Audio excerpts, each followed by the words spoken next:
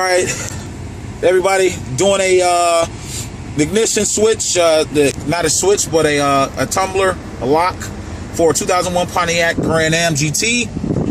The lock, the previous one was bad. You had to jiggle it, and then sometimes the security light came on. It did it every once in a while. It took, maybe did it 3 times a year. But you had to jiggle it around to get it out. So what you do is you take the stereo out. Don't disconnect the stereo, because that's going to also put a DTC in, because it's an anti-theft system on here. You take the stereo out, the security light may stay on. What you're going to do is try to put the ignition lock in there and then try to program. You won't be able to program it without that stereo in there. All right, because that's going to give a security code telling them that the stereo has been stolen. All right, so what you do is you stick the pick in there. I got a pick that's got a little curve on it. You stick it in the hole. You go off on the inside, and what you do. And what you do is you look at the hole. There's the hole there. Okay, so you're just gonna press this pin up in the hole, and if you just listen to here, once you get that pick in the hole, you press it in there. You should be able to grab the lock and pull it.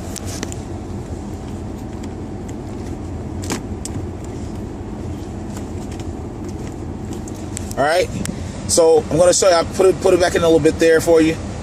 But you push that pick in there in that hole, and you just pull the tumbler. Sometimes it may be a little hard. It all depends. But you can just grab the metal part around the tumbler here and pull it. Don't pull it with the key, because you don't want to mess the teeth up inside the lock.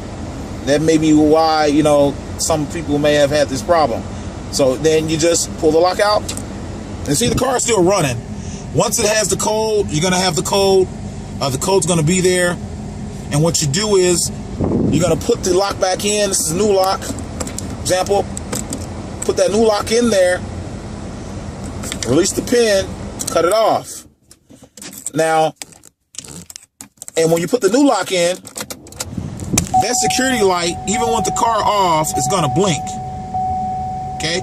It's going to blink. And that's how you know it has a DTC. Basically, it's a theft trigger.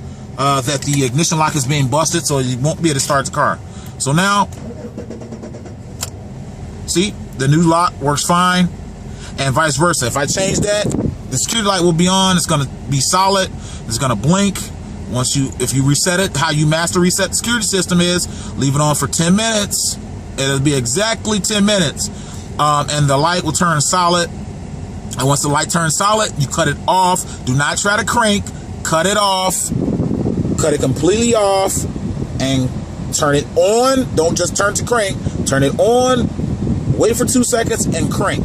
Once you're cranking, the computer is going to recognize the code for this, the chipset in this lock.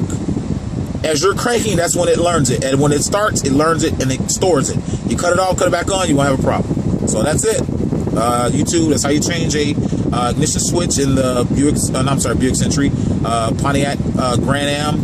You also have the Oldsmobile Intrigue that has the same thing, Chevy Malibu, same exact setup. The only thing with the Intrigue has extra plating here that covers this, that you have to get away to get to these 2 bolts, which you could probably use a wrench and then pull it to the side.